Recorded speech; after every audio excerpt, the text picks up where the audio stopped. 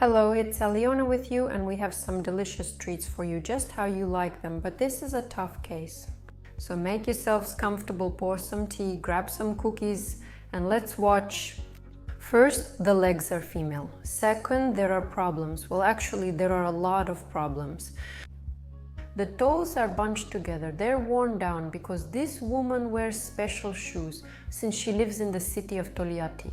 And what do they do in Togliatti? They make cars there. Basically, she paints bumpers, as far as I understand. And it's the kind of factory where you absolutely have to wear special shoes to protect your toes. Well, one toe wasn't protected. This injury is 17 years old, can you imagine? So, the nail has been in this condition for 17 years. Can it be fixed? Well, hardly. Can we make it better? Yes, we can. So that's exactly what we're going to do now. As you can see, the pinky finger also leans to the side to rest. Here, when it comes to this big thumb, I actually have more questions than answers.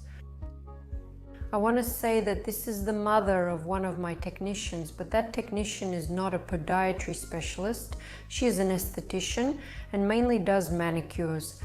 So she did try to do a cleaning a few years ago, but that's how things are for now. I can say that there is a thickening. It would be good to get an x-ray to see. Maybe it's an exostosis perhaps. And all the other fingers aren't in very good condition either, so we need to clean all of this up. So, for those who love picking and crafts, let's get started. Let's take a closer look at it. I intentionally recorded more footage. So the nail is gryphotic, as it's called. That's what gryphosis is. It's when the nail grows not forward as it should. And these little parts of it, or rather not parts but cells, yes, let's call them that, it's cells which make up the nail plate. They got a little mixed up and started growing in thickness. So what we end up with is a really thick nail. We get this kind of keratosis and it's impossible to trim it. It's pretty much impossible. We're going to file it down now. So in order to cut it, we first need to make it thinner. But first of all, of course, we'll use a special foam. This is a cleansing foam for dry foot washing. And to answer the question that's already come to your mind, yes, she also has a garden, and yes, that's soil. That's normal and not embarrassing or disgusting. People work the land here, and if they enjoy it, there's nothing wrong. I think it's wonderful when you have your own greens, cucumbers, apples, and tomatoes and all that. Let's try something harder. I'll bring this biotech bit into the corner. She was waiting because I don't remove her coating, but in cases like this, she definitely handles it perfectly. It removes the material so well and so thoroughly. I really liked it. Because before that, I was just watching her, she was just lying there with me. But I was a little bit mentally unprepared for this work, but now it was just what I needed. And as you can see, I file and file and file, but the nail just doesn't end at all. By the way, I want to say that for the test, I used the budget segment device, Dr. Alex SP100. If I find a picture, I'll definitely show it to you. And why the budget segment? Well, because it costs the same as the strong, but I actually liked it more in use. I showed it in a big review that I have about all the devices, and it showed much better characteristics, better performance than ours. This is that favorite blue handpiece from Strong. By the way, its handpiece is very similar in shape to the Strong, so it feels very familiar in the hand, but it turned out to have more power. Here you can already see the next stage of working with this kind of nail plate. I took a small carbide bit, filed it a bit, and now I was able to remove a piece of the free edge.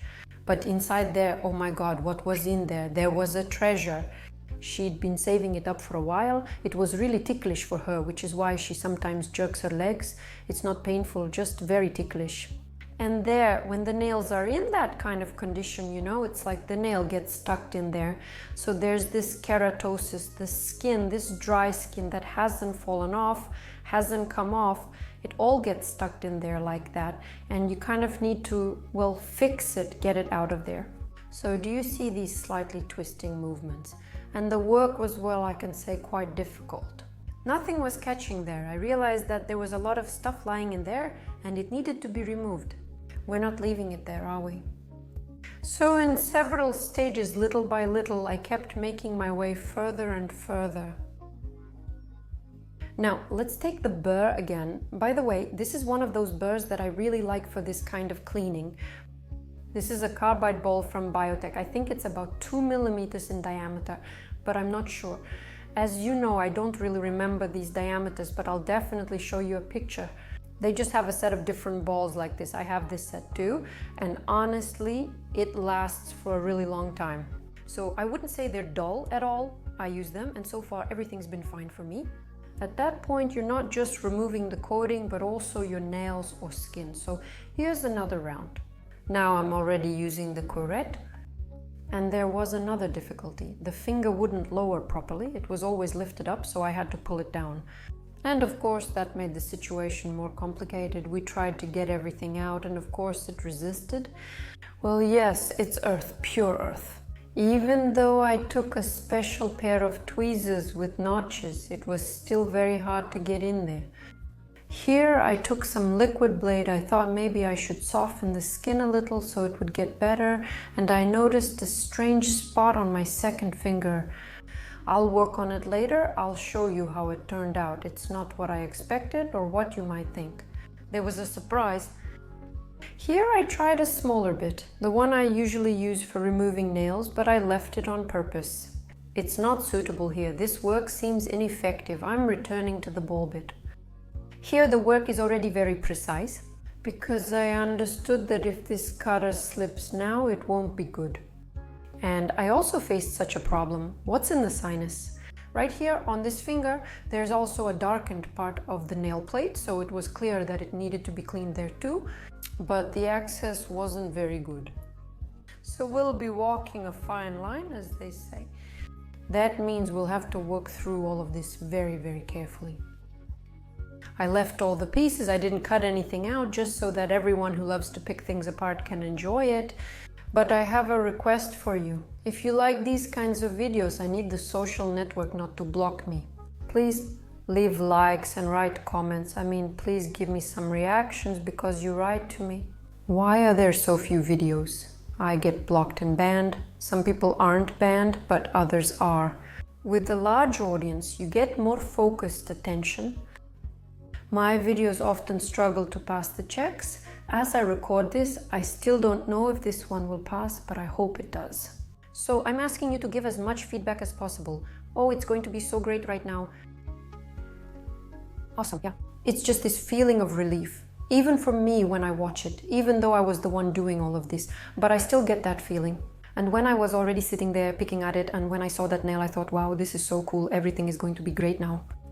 So let's just relax together. Everyone who loves to eat and fall asleep to my videos, enjoy.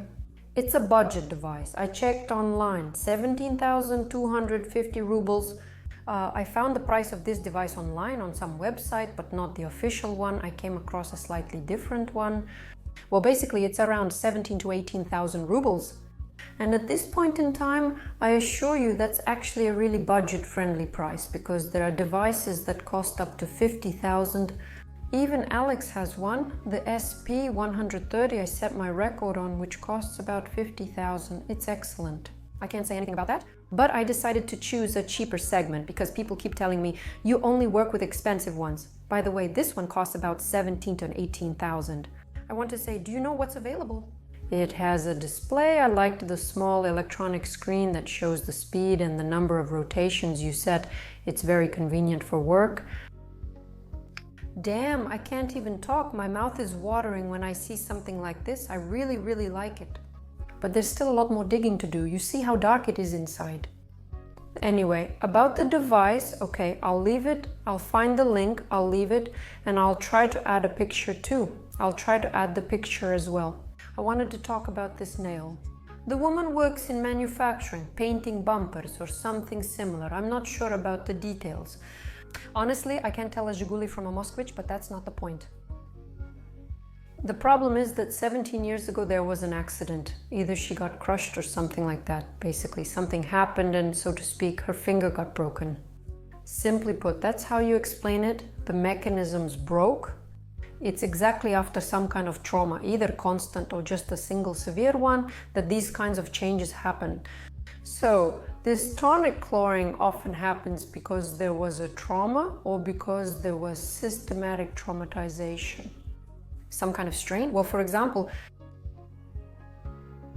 let's say, yes, the nail was pressed very hard by a shoe, meaning the nail was pressed by the shoe, it was pushed like this, pressed down for a very, very long time, maybe several months, for some people even years. Suddenly this kind of thing happens. It would seem, well, okay, yes, it's unpleasant, but it doesn't heal. Do you know why? Because right here on the pad where my thumb is now, there is a thickening. And since I'm not a doctor, I can't make diagnoses. I can only assume and inform my clients about it. And such a thickening may indicate the likelihood of an exostosis. And for simplicity and clarity, you can even look up exostosis on the internet and you'll find the definition there.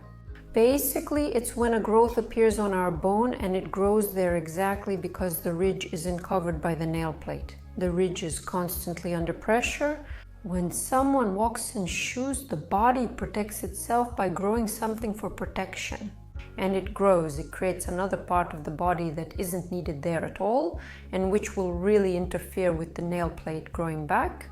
And in the meantime, I'm basically doing some archaeological digging. I'm making a tunnel, not more, not less, because it's really deep in there. I'll be honest, I didn't get all the way to the end because it was already uncomfortable for the client.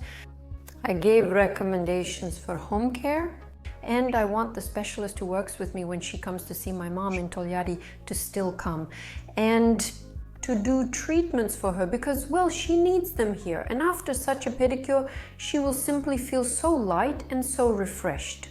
It's great to have things cleaned up for you. Like right now, even my nails hurt and I just want a pedicure. I mean, it's keratosis, which presses on the nail plates, on the skin. It puts pressure, basically it gets in the way. So treatments really need to be done. And in general, if your nails are in this condition, you definitely need to see a specialist. Find yourself a pedicure specialist, a podologist, or some kind of expert with advanced knowledge of nail plates so they can provide you with this kind of treatment. Hygienic pedicure, some people call it a medical pedicure. Basically, the point is to remove everything that's in the way, everything that's dried up. And by the way, a typical sign for this kind of nail, where the nail plates are thickened, this is called griphosis, is the absence of a cuticle. Did you notice that? No. On the other nails, there is some cuticle one way or another, but on this one, it's as if it was completely cleaned off. So this is also one of the signs. If you see something like this, these are changes in the nails that are basically screaming at us, signaling that something has gone wrong. I'm still trying to get to the truth here. But if we remember what the nail looked like before and what it looks like now, of course, you can see that the difference is obvious. And at this point, it's already easy for her. And right here, by the way, I found, yes, a piece of skin. And I find those videos on the internet especially touching. When I see like some master, a girl, I don't know, maybe a podologist, it doesn't matter, takes tweezers. And like this, she starts pulling out this side corn under the nail. Don't pull it out, you shouldn't, you'll tear the skin. It's always uncomfortable for the client, causes a wound, and carries risks, especially since the client will walk afterwards, so nothing should be pulled out. I lift it up, gently loosening it, and then I just cut off the excess.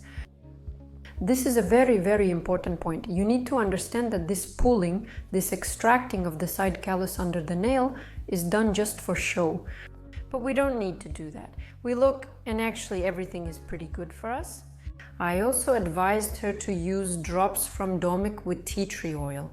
In general, oil never hurts. It's always nourishment, it's always hydration, and of course it's stimulation.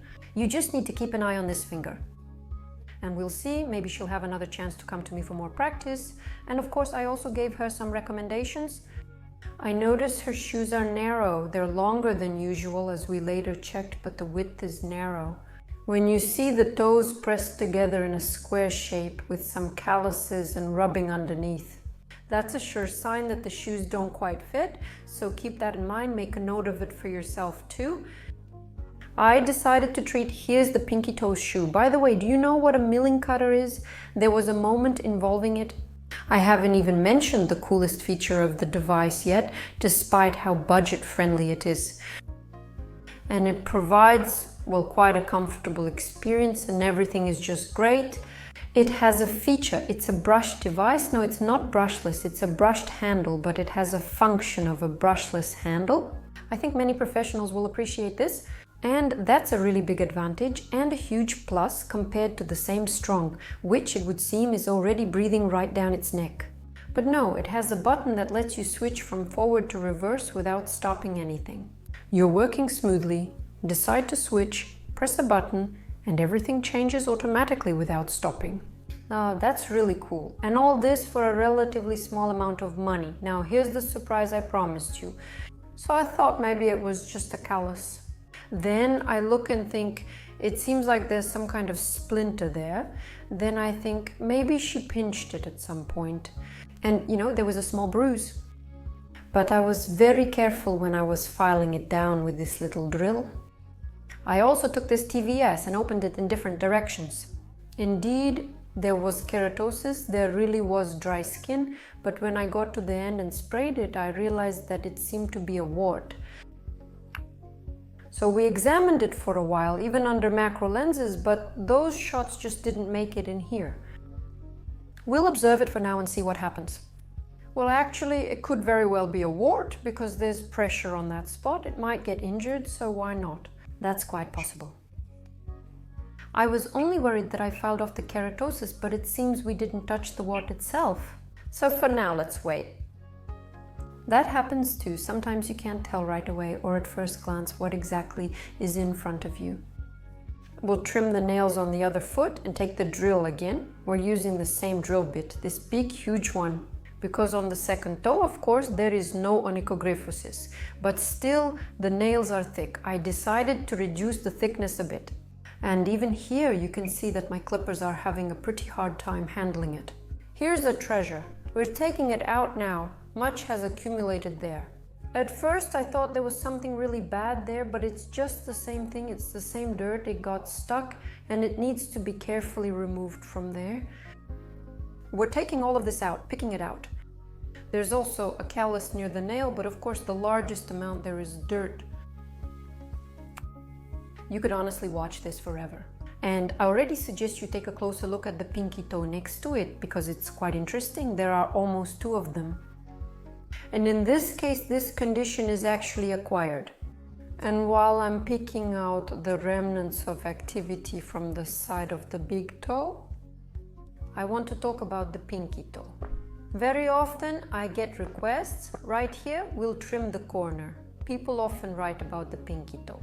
Why are they so split and growing like that? How can this happen? What could it be related to? What kind of condition is this? This is not a disease. Sometimes this is a congenital condition, but when it's acquired, more often it's acquired when the pinky was normal and then suddenly it started to split. Sometimes it gets caught on something, it hurts and things like that. This happens because a person wears a narrow, tight area, not a short one, but specifically a narrow one. Here, regarding width, the little toe on this foot is slightly turned to the side as shown on the other foot. Well, kind of like this, it lies a little bit and constantly. This small edge, which begins to separate, rubs against the inside of the shoe. This is called mechanical traumatization and it's systematic, meaning this nail keeps rubbing and rubbing and rubbing and naturally it gets injured. And in the end we get this kind of surprise. Can this situation be fixed? Well, usually no. So if it has become like this, it will stay this way, but this nail needs to be treated. Look, I filmed it up close on purpose, right, in macro. So basically there are actually 2 of them. There should be 1, but there are 2. Here it is, this rubbed side one, kind of strange. You don't need to pull it out, you don't need to cut it off. I trimmed it as if it were part of the main nail. Now we'll sprinkle a little talcum powder and start the treatment. And this edge here, it's mixed with skin. It's not a completely hard nail, but something very, very in between. That's why I gently smooth it out with a drill, then cut everything off with nippers. Next, I check what else needs to be trimmed, spray antiseptic. Everything I spray is usually antiseptic, but sometimes it's also liquid blade if anyone's interested in the liquid. Moving on. We process it with the drill again, focusing on the seam. The main thing is to stop at the right time. I took a blue drill bit so it would remove a large amount of material. I'm trying to smooth it out. So the goal is to connect it completely so it doesn't catch on anything. And that's probably all you can do with a nail like this. Well, because we can't make it grow back together anymore. The injury happened deep inside, but we can treat it carefully. Not wow, what a handsome guy, just pretty neat. And now the risk of it catching somewhere in the shoe is, of course, much lower. But it will still grow back, that's normal for living things. That's why I strongly recommend, if you have this condition with your feet, to still get a hygienic pedicure. Here we can also see that all the toes are slightly turned, so this is not a natural state, not anatomical, it's not normal. The fourth toe goes under the third, the second rotates toward the first, and the first points toward the second. So all of this tells us that these nails all the time, or rather the toes, they are always in this kind of twisted, very cramped state, and they don't really like it. Well, and next is the promised squish toe. They are joined, causing friction at the contact point with the lower part of the shoe or the insole. We might end up with what you are seeing right now. So they're kind of hard, like calluses, like regular corns. That's a typical feature. If you see something like this, there are also little calluses in these areas. That's exactly what happens with tight shoes that just squeeze and compress your feet. So we're gonna do a foot treatment. I'm taking a disc, mine is an Aponov one, and I'm putting this replaceable file on it. I forgot the word circle. Anyway, I'm putting it on. It doesn't matter as long as it works. Mine is 180 grit and the diameter is 24, so I took a big one because I'm testing the device. Yes, it's a cheap segment. Let's see how it does with a pedicure. By the way, I set the speed here to about 5,000–6,000, so it's very, very low. Because I was working with such delicate skin in such an area, and now very calmly and absolutely successfully we've removed this dryness. Now regarding the treatment of the feet themselves, because there are a lot of stories going around, especially those so-called human pedicurists. I won't say the word on purpose, but you get it, right? They have a sect, magic and other nonsense. Do you really want the truth? So your heels get dry not because of something mysterious, but because of something else. There are factors that affect this. And until a person eliminates this factor, all the calluses and dry patches will keep growing. The cosmetic products we use, of course, help us. They nourish and moisturize, but just using them alone and round pads won't solve the problem. You should rethink your lifestyle and shoes.